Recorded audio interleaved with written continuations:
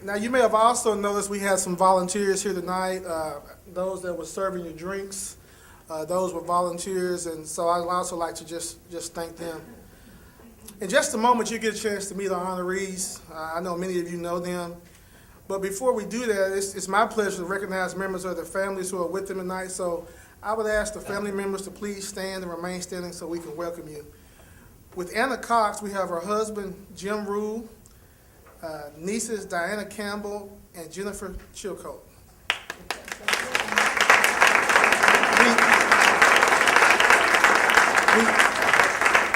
We also have a brother-in-law, I understand, Mr. Herb Rule.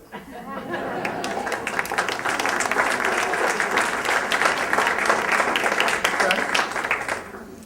With Logan Hampton, we have his wife, Susan, his children, Elise and Crystal. And I understand he has a son, Logan III. He's not here right now, but did want to recognize him. Also, we have his parents, Logan and Lena Hampton.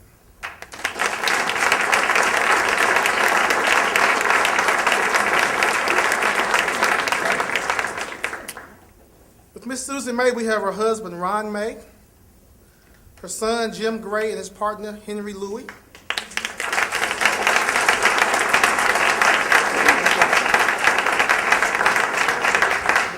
Just want to thank all the family members and thank you for all your support. Without further ado, I will introduce the executive director for JCA, who needs no introduction. She does a marvelous job with this organization. So I introduce you to Ms. Ruth Shepard.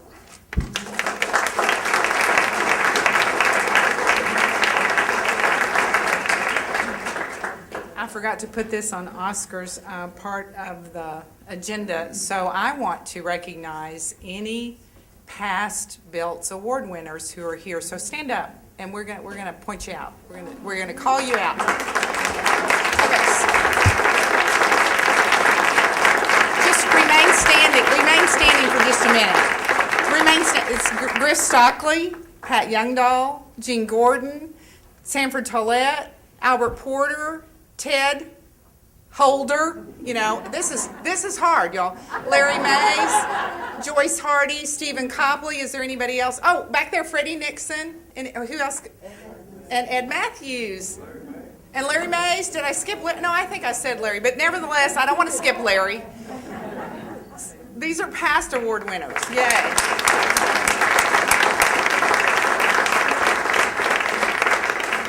That may have been the hardest thing I had to do all night, is to remember all those names. This is so much fun to get to recognize these folks. I've said to a lot of people that one of the best parts of my job is to go out and get to interview folks and ask them all kinds of personal questions. And so that's what I get to do when we meet and select our Father Joseph Belts Award winner. So our first one tonight is Anna Cox.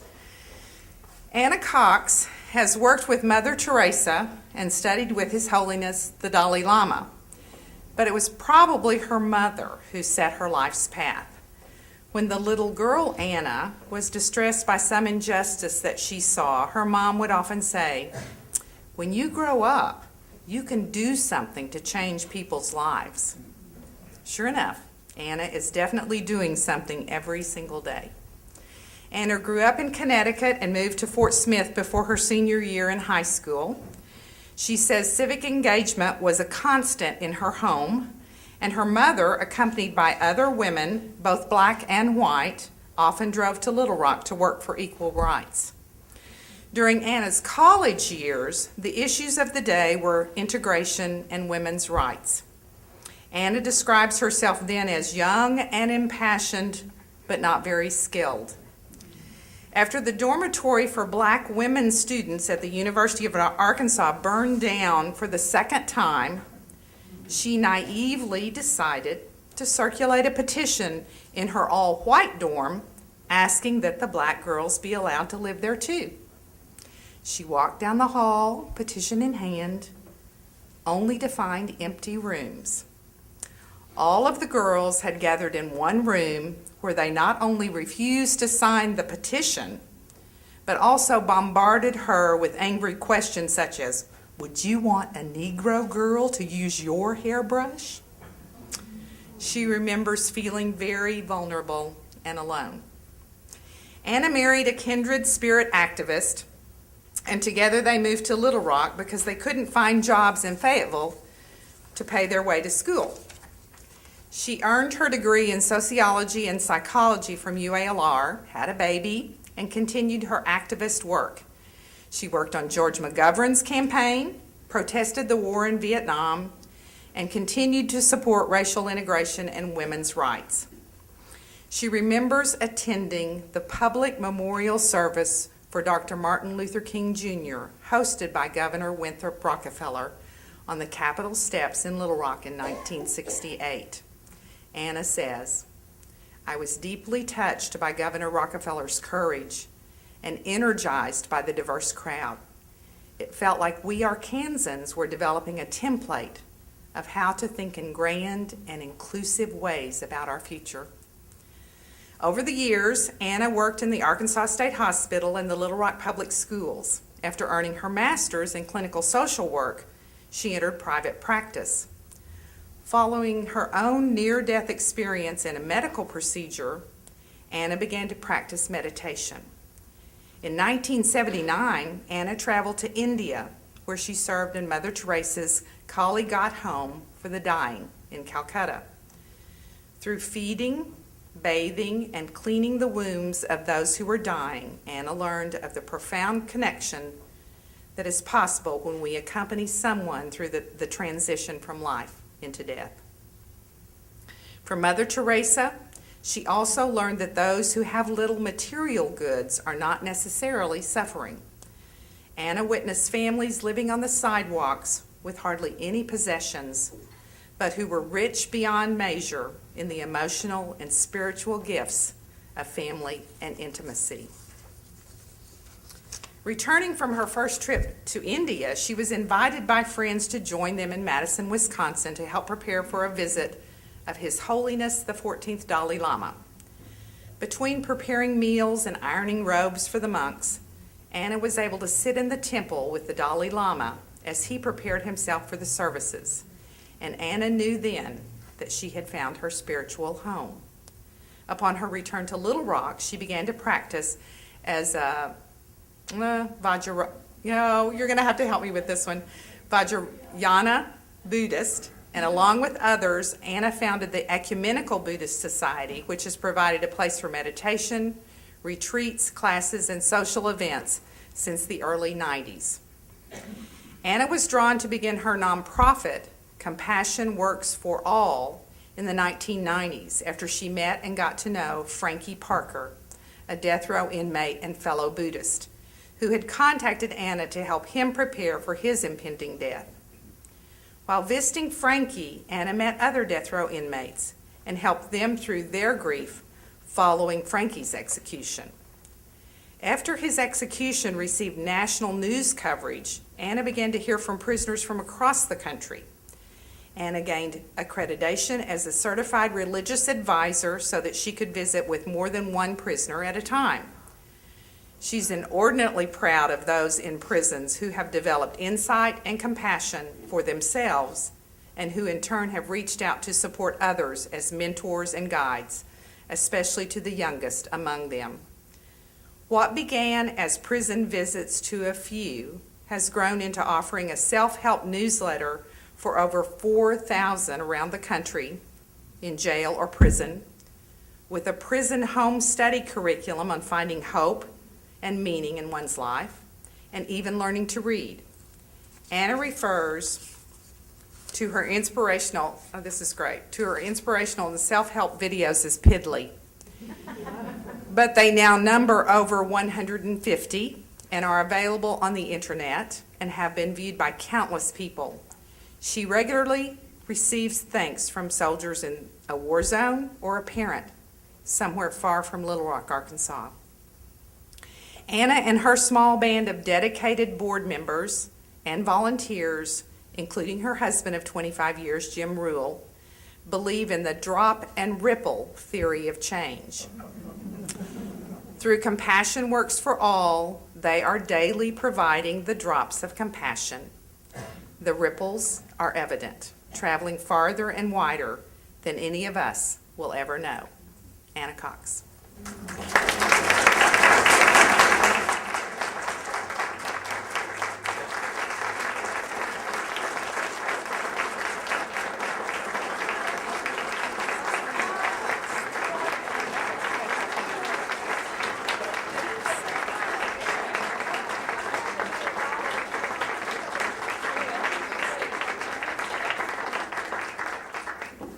Well, I thank you, and I'm very humbled and very, very appreciative at receiving this honor, especially here in this room, where I know that everyone here lives lives of dedicated caring and action to bring good and justice and compassion to the world.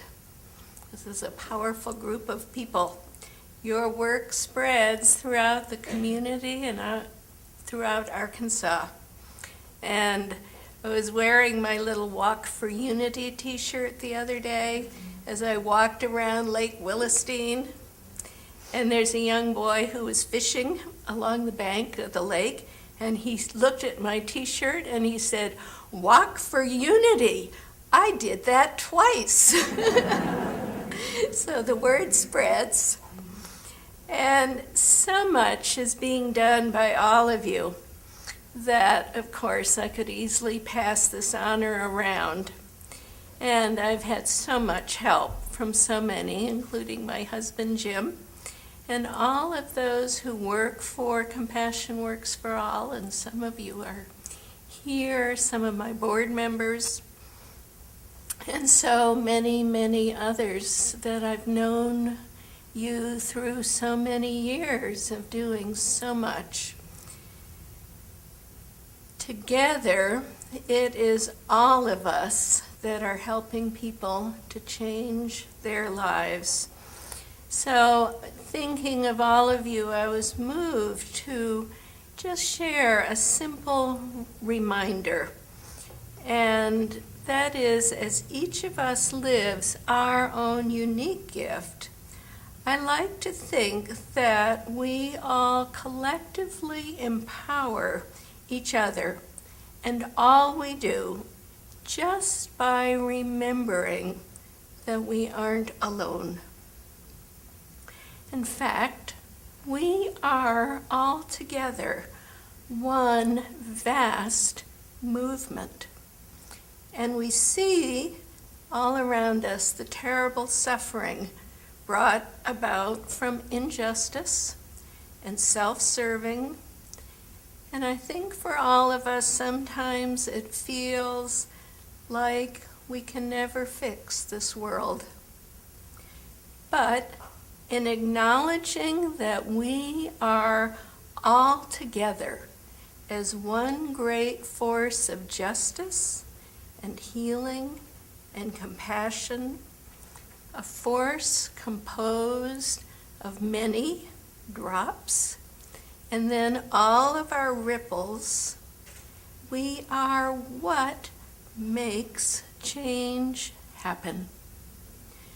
And I want to invite us to remember that included in our one movement are many that the world has shut out of sight and out of mind. We forget that there are many that live behind bars, but are actually dedicated to living compassion.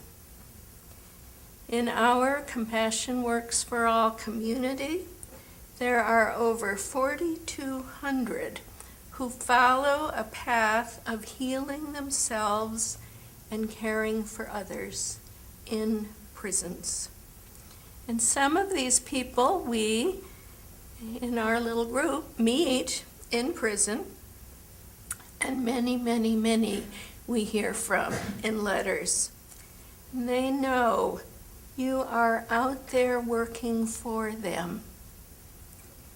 And I want you to know that even though they are shut far away from our most accessible cities and towns, and in far too many ways abandoned by society, they too are part of our one force, passionately doing what they can do to help others as mentors and teachers and meditators.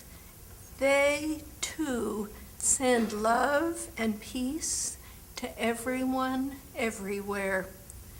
They are our one family too.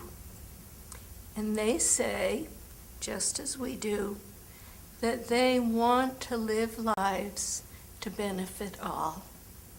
So thank you for living your lives to benefit all. And thank you so much for honoring me, which, as Lucy transformed my view of this a few minutes ago by saying, you're doing this to bring attention to all those people that don't get the attention in prisons. So I'm happy to do that. Thank you so much.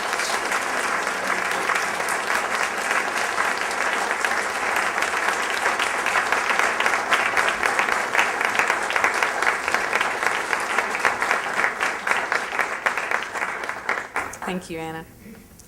Our next honoree tonight is Reverend Dr. Logan Hampton. When talking with a new student at the University of Arkansas at Little Rock, Dean of Students, Dr. Logan Hampton, might say, "Expect us to be all up in your business." That's because to ensure the success of even the most at-risk student, Logan and his team follow the 3 I's: identify the needs, intervene with the right supportive services, and be intrusive. That is, be all up in the student's business to make sure that they are on track.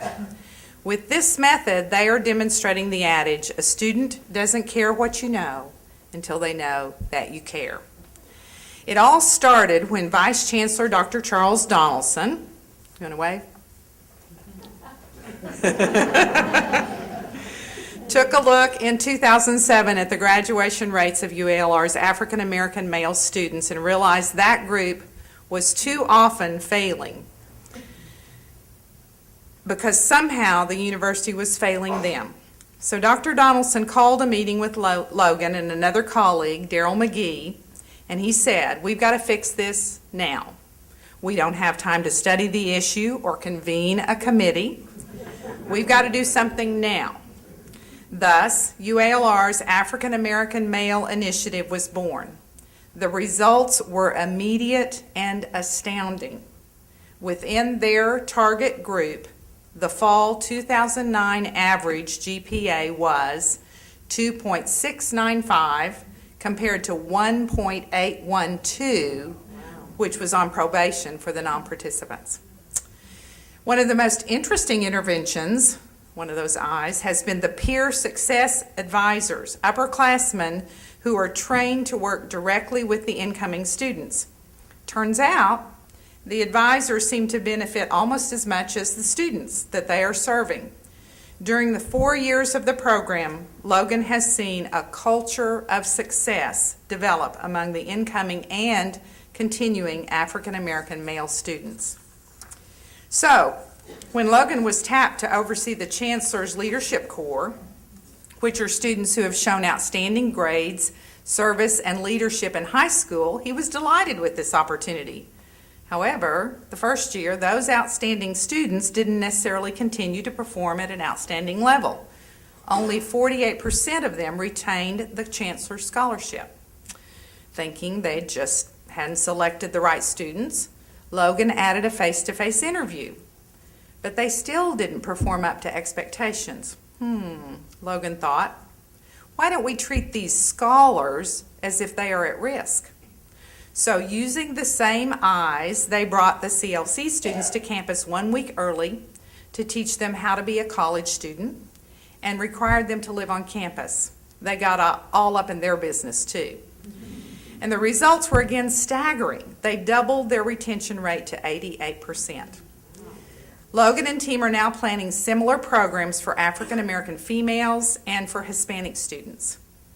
With all that, you might forget that Dr. Logan Hampton is also Reverend Logan Hampton, pastor of Bullock Temple CME, and current president of the Christian Ministerial Alliance.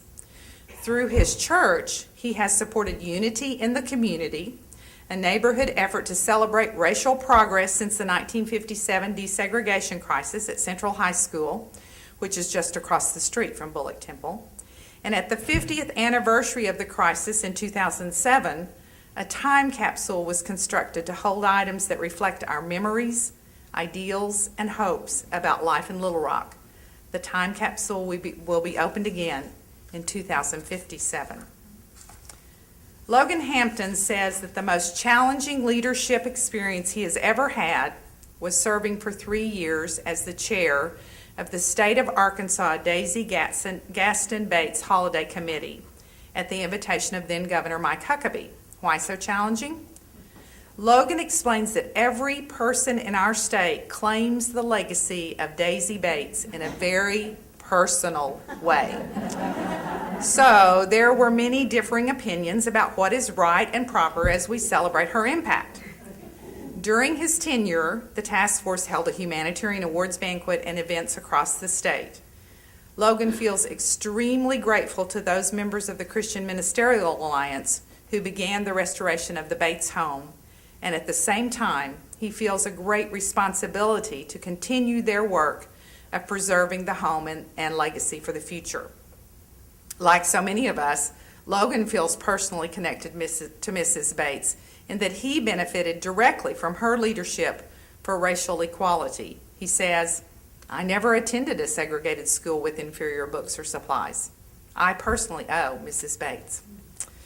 Logan explains that his parents, Lena and Logan Sr., both taught at segregated schools in Parkin, Arkansas.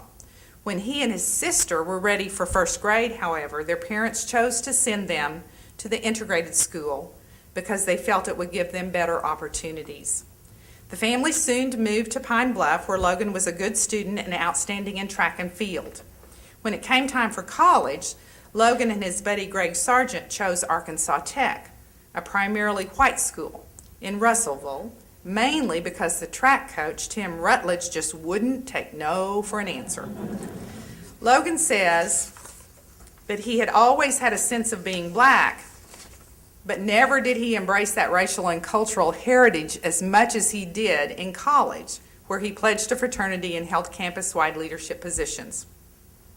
Since graduation, Logan has earned additional degrees and been a pastor since 1982, and has worked with students at universities in Louisiana, Texas, and Arkansas. Logan has a clear sense of his personal mission today. As a Christian minister and educator, he believes that it is our responsibility to be intentional about leading the conversation, which begins with, "God loves you and I love you. Now how can we best celebrate, appreciate, and embrace each other? Particularly if you're not just like me." Maybe we can start by more intentionally connecting with one another, getting a little bit more up in each other's business. Logan Hampton.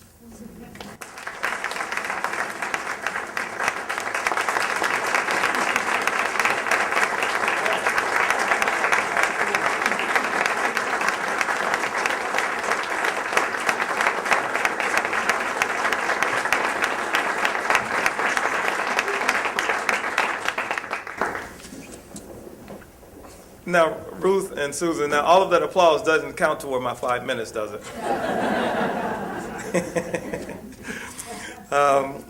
Both Ruth and Susan my wife were very insistent that I keep my comments to 5 minutes. My wife was, she said, the only bad thing that can happen tonight is that you can talk too long. And then right before I walked up, she said to me, now that's 5 minutes, and not in preacher terms.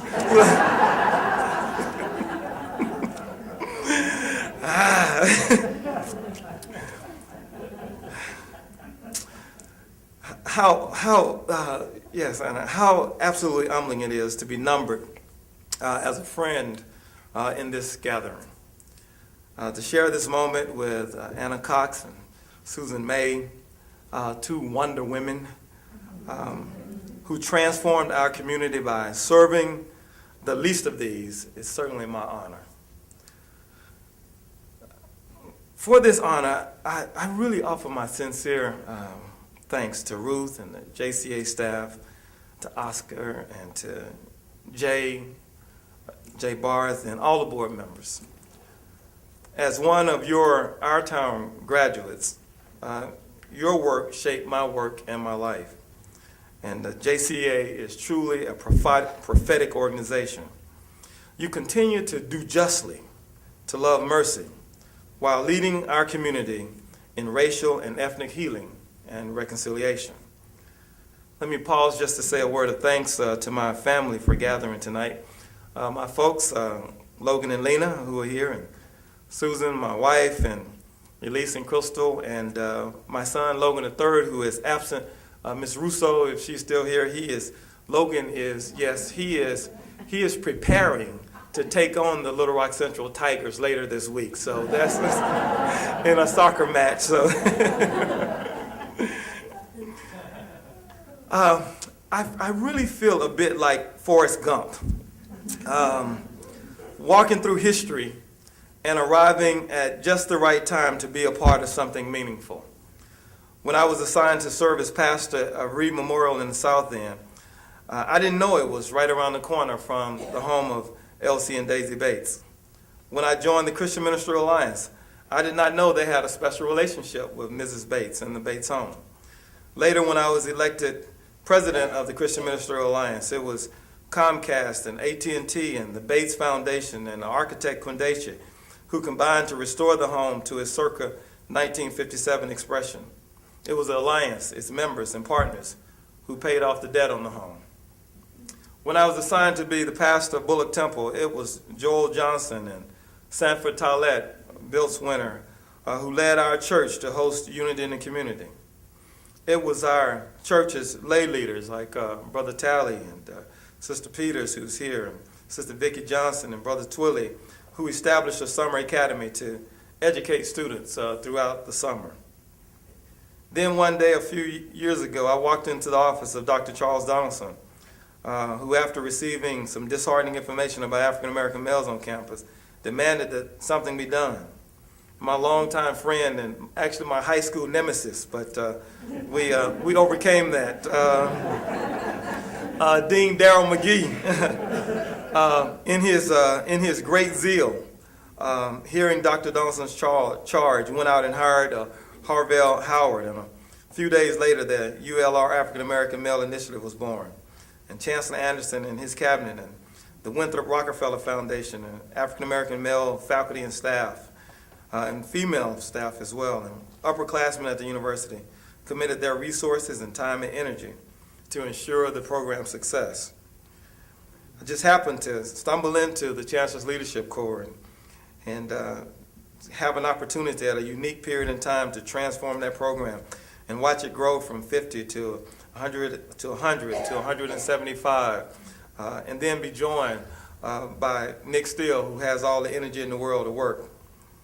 And then again today, standing with these friends, with these new friends, I am challenged to live up to the legacy of Reverend Dr. Father Joseph H. Biltz, a man who was comfortable in the pulpit and on the picket line, who found a way to be a protester, a prophet, and a priest. He lived the standard of friendship set by Christ, who said, "Greater love has no one than this, than to lay down his life for his friends." Heeding the call of Christ on my life, and with Father Biltz as a standard bearer, I am more committed to spread the love of Christ in a world that is intoxicated with anger and division. I am more committed now, Ruth, to promote economic and social justice. I am more committed now to expand educational opportunity. And I remember a poem I read, and certainly tonight I feel it, bearing the weight of this award. I have miles to walk before I sleep and much work to do. God bless you, and thank you.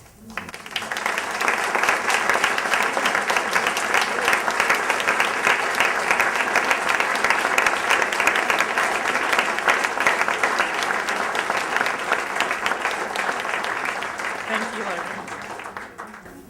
Susan May. Susan May grew up in Little Rock and never had to think about injustice beyond whether high school fraternities and sororities would be allowed on campus with full privileges. She said she was raised like a princess with everything she needed or wanted. Her first time away from home was to attend junior college at Mount Vernon, a women's college in Washington, D.C. After 2 years away, she wasn't ready to come home, so she entered the University of North Carolina as a junior. She majored in political science with extraordinary teachers and began to hone her leadership skills. She was only one of 2 students from west of the Mississippi River, but was elected president of her sorority. Like all good girls her age, Susan got married after graduating from college and spent 2 years in England while her husband served in the Air Force. It was on the air base there that Susan first seriously confronted the question of race at all. The wives had planned a huge party celebrating the Old South with mint juleps, of course. And the day before the party, they learned that their first black officer was to arrive with his wife the next day. After some soul searching, they decided to proceed with the party as planned. The new black officer disarmed and charmed them all by taking the microphone to thank them, with a wink in his eye, for the lovely event in his honor. And then he proceeded to dance with every woman at the party. Susan said it was the first time in her life she had ever met a black person as a social equal. Upon returning to Little Rock, Susan had her first baby and began to help with the Women's Emergency Committee. One of the founders of the WEC, Margaret Kolb, lived up the street from Susan, and Susan decided that she wanted to be like Margaret and the other leaders of that group. They were using their time, talent, and influence to make a difference. When Susan was invited to join the Junior League of Little Rock, she had to ask what it was. But it soon became a focal point of her life, giving her the opportunity to give back to her community while learning leadership skills. She held several offices and was a delegate to a regional conference in Jackson, Mississippi, all with great enthusiasm. However, she was troubled by one thing. One of her best friends, Sally Rosen Phillips, who was Jewish, had never been invited to join the Junior League. The admissions system was confidential then, but Susan and several others worked for 3 years, proposing Sally each year for membership. Working behind the scenes, Susan felt sure that Sally would be invited for membership that 3rd year, but the committee vote was 1 short. Devastated by the outcome, Susan and 10 other league members resigned. She calls her decision to resign from the Junior League as a turning point which changed her life dramatically. She turned her attention to other community causes and served on boards from the Museum of Natural History to Youth Home, which her parents had helped to found. She also served with her friends on the panel of American Women. By the early 70s, she was divorced with 3 children, so she entered the workforce, beginning in ad sales for radio. In 1975, she married Ron May, continued to raise the children, worked part-time, and volunteered for many causes. Another turning point occurred for Susan in 1990. Her son, Jimmy, 32 years old at the time, a law school graduate and working in Washington, D.C., told her that he was gay. As she tells it, she responded calmly, if a bit mystified, put Jimmy on his plane to fly home, and then fell apart. This had not been anything that she had ever considered and didn't fit her plan for her son's life. She recalls a favorite Peanuts joke where Charlie Brown asked, "Do you want to make God laugh? Then tell him your plans." She began to learn everything that she could, but was again caught off guard a few months later when her daughter Susie shared the same story. "Mom, I'm gay too." As Susan tells it, "My children came out of the closet and I went into the closet." Hesitantly, she began to reach out to other parents of gay children, but often found them unwilling to even talk about their children. As she saw the shame in another mother's eyes, she realized that she was living with shame too. She got very angry and decided no one was going to make her ashamed of her bright, beautiful, and successful children. Susan May came roaring out of that closet in her trademark style and has since worked tirelessly to build understanding regarding what it means to be lesbian, gay, bisexual, or transgender. Susan has worked with PFLAG, Parents and Friends of Lesbian and Gays, and with churches to promote understanding. She has supported others, individuals, parents, and friends to come out of the closet. And Just Communities is fortunate to have Susan as a frequent member of our Straight Talk panels, where her story has touched the hearts and minds of many. In her own journey, she has confronted hatefulness, but also incredible caring. Susan never planned this part of her life, but she was clearly born to be an advocate for understanding and acceptance, and our lives are better because of Susan May, who, by the way, has 3 lovely and accomplished children that she is very proud to tell you all about. Susan May.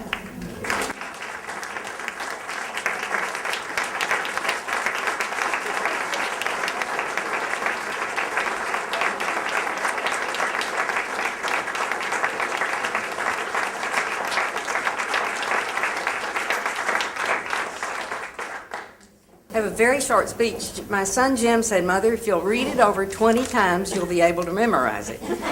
Well, 25 times, and I still can't memorize it. But anyway, I will have to say it's brief. Let me start with page 1.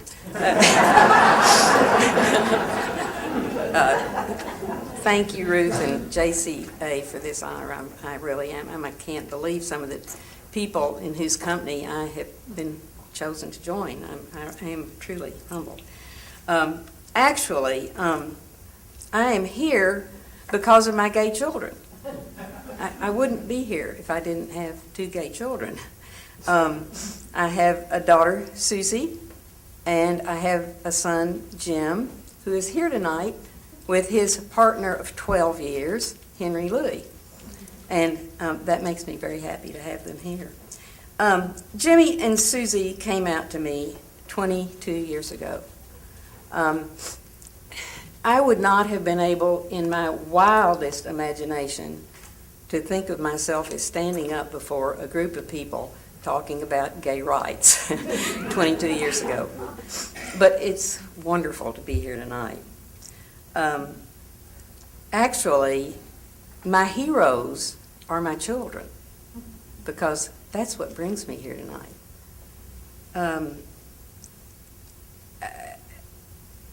The thing that makes me so charmed and proud of my children is the courage that it took for them to come out. People don't think about that courage a whole lot, but coming out is a difficult thing for gay people, coming out particularly to their parents. But my kids, they were so courageous in their coming out, and they were so helpful to me. They were patient with me. They gave me plenty of time to cope with this, to understand it, and they gave me a lot of information about homosexuality. So it was a learning process for me.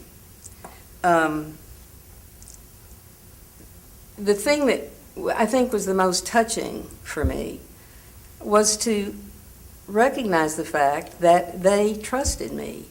They trusted my unconditional love enough to come out to me. Anna, you may remember that second day that I came and visited you, and Anna was a big help for me in this because Anna had a wonderful understanding of gay people and homosexuality, and I needed some help, and you were there for me, Anna, and I'll never forget that.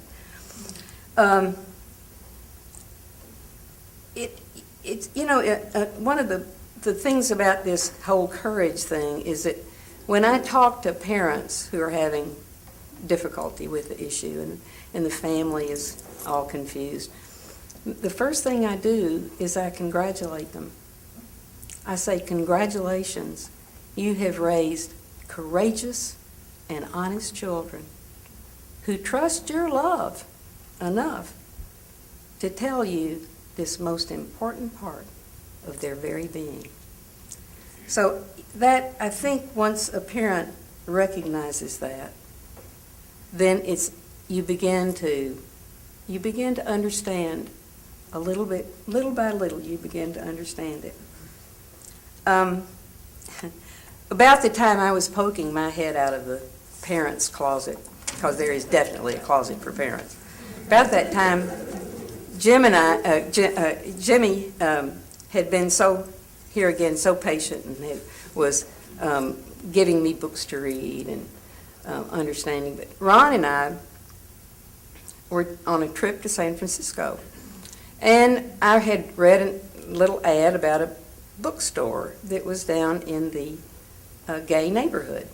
So I thought, I'm going to go down and check out that bookstore and see what. So I went down, checked out the bookstore, and I left the bookstore, and I was walking down the street, and coming toward me was this great big guy, big burly guy, had this bright yellow T-shirt on. And the message on the T-shirt was, homosexuality is not for sissies.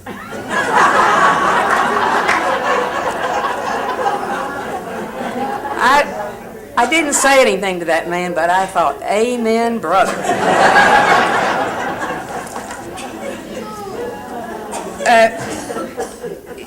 I have seen in the few years that I've been dealing with this issue and participating in the issue, I've seen a lot of progress. A lot of progress has been made, but much work is still to be done. Our GLBT friends and family members do not have full and equal rights yet. Many families are still wrestling with the issue. Many families fall apart over this issue. Some children are invited out of their homes. Some children are homeless because of this issue, simply because they're gay. Bullying has become a major problem among young people. So there is a lot to still be done. It occurs to me, and I felt early on, that our biggest enemy is silence. It is our silence. I remember visiting Jimmy early on after he had come out to me, and he had a bumper sticker on his refrigerator. And the bumper sticker said, "Silence equals death." And I didn't quite get it at the time. I didn't quite understand what that meant. I get it now. I completely get it now. Because when we are silent and when we're not doing anything, we're letting that enemy silence win. Recently, my 7-year-old grandson had a school project. It was a show and tell project for his first grade class. And included in the project was a photograph of Jim and Henry. And he was explaining his little project to his classmates, and his teacher interrupted me and said, "Carter, who are those men in the picture in the photograph, and he said, "Oh, they're my uncles." And that says to me that we are coming into a new age of acceptance. This new age of children growing up, they're not going to be silent. We are going to hear their voices. It's going to be so normal for them. And that's the kind of world we want our children to grow up in. We don't want them to grow up in a world of fear and hate and silence. The best tool we have as friends and families is our voice. That's the tool that we have. We must speak up. We must speak out for total acceptance now. My involvement with this movement has brought me in contact with some extraordinary friends. I have made wonderful friends, and many of you are out there who I never would have known if it weren't for my children. And I'm very grateful to my children. My children are my heroes. My children have brought me to this place. I've made lasting friendships. I've had extraordinary experiences in this segment of my life, and I wouldn't give anything for it. I honor my gay children. I honor their courage, and I honor their honesty. And I honor all of you for being here tonight to share this with us. Thank you so much.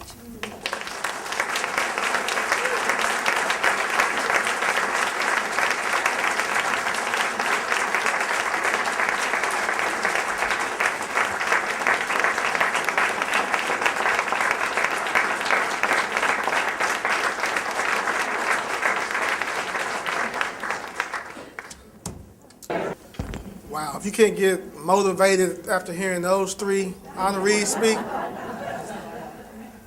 I mean, all of them exemplify what JCA is all about. So I think they deserve another round of applause.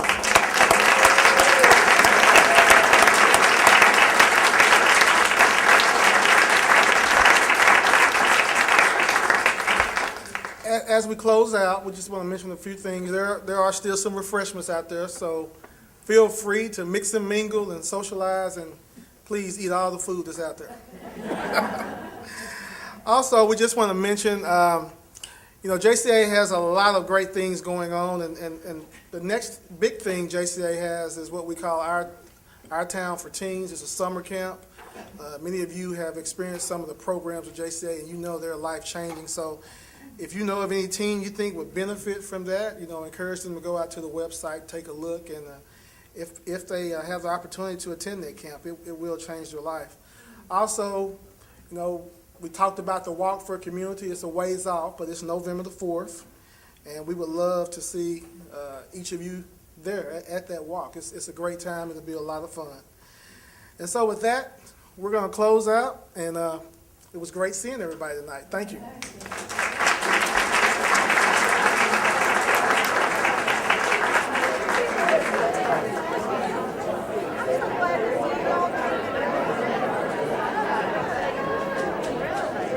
Well, I'm so honored to be here tonight and to be a participant with some very, very, very impressive people, and to be included in the names of the people who have been honored by this Blitz Award before was very thrilling to me, and it was wonderful to have part of my family here and to be able to talk about an issue that is very close to my heart and close to my family, and one that I think is extremely important to be talked about. And I'm so happy that I was able to add my voice to the group of people here tonight, and I appreciate it, appreciate the opportunity more than I can even say. I am as humbled as I possibly could be to be associated, first of all, with Father Joseph Biltz. I mean, as we think about his legacy and his history, his commitment, his Christian walk, his Christian faith, I mean, he walked the walk He talked the talk. He lived the life. And really to have that, to be associated with that, it's just more than I could have imagined. And then to share this evening with these women who have just lived a life that is exemplary from our perspective in terms of what it is to be a human. When God created humanity, I think He created us to be in community and in relationship with one another. And Miss May, Miss Cox, the kind of life and sacrifice that they have, that they've lived, and to be now associated with them as friends, as Bill winners, it's just absolutely humbling. I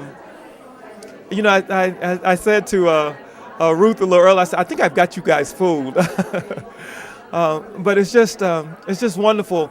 And I guess the thing I really like about this award is that I think the winners tonight, none of us have done what we do and do what we do to get any awards. We just do it because we feel called. We do it because we can't help it. We do it because it's the only way we know to be. And then to be recognized for it, it's just mind-blowing. It's a blessing, and it's just an honor. Well, I'm very, very grateful. I look around the room tonight and I see faces of people that I've known for 30, 40 years that have done significant changing of the Arkansas world in terms of justice and tolerance and understanding.